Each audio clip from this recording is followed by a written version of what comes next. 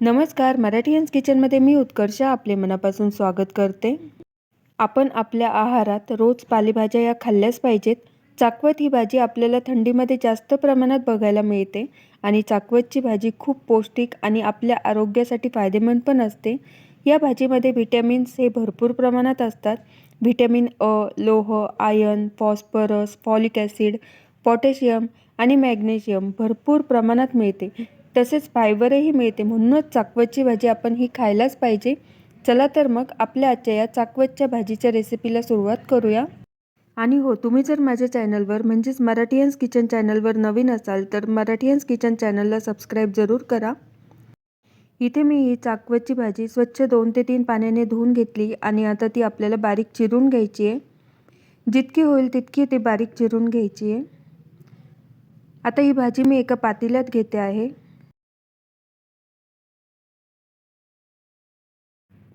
यामध्ये आता मी एक पाव वाटी कच्चे शेंगदाणे टाकते आहे।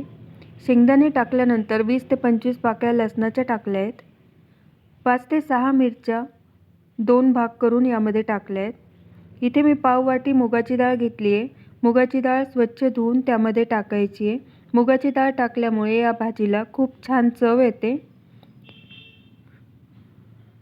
डाळ यामध्ये टाकल्यानंतर यामध्ये आता 1 ग्लासभर आपल्याला पाणी टाकायचं आहे।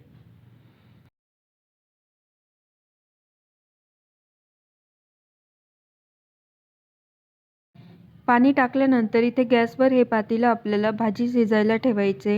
ही भाजी आपण आधी शिजवून घेणार आहोत।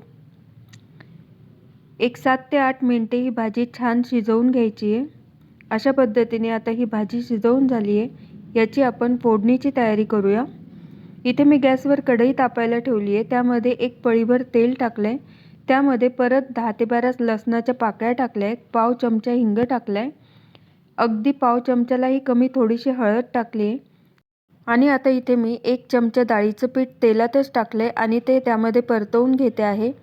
अशा पद्धतीने भाजीला पीठ टाकल्यानंतर भाजी चवीला खूप छान लागते।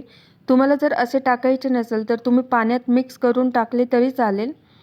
आता हे पीठ छान परतवून झाले, त्यामध्ये आपल्याला ही भाजी टाकायची आहे। ही सगळी भाजी आपल्याला त्यामध्ये टाकून घ्यायची आहे। आता याच पातेल्यामध्ये मी 1 ग्लासभर पाणी आणखी गरम करून घेतले, ते पण यामध्ये टाकायचं आहे।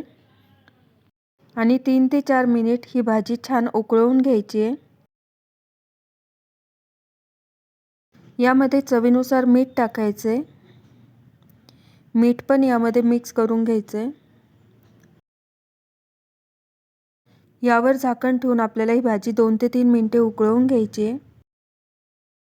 अशा पद्धतीने ही पौष्टिक चाकवतची भाजी तयार आहे। तुम्ही पण ही रेसिपी नक्की ट्राय करा आणि तुम्हाला जर हा व्हिडिओ आवडला असेल तर लाईक करा, शेअर करा आणि मराठीयन्स किचन चॅनलला सबस्क्राईब करा।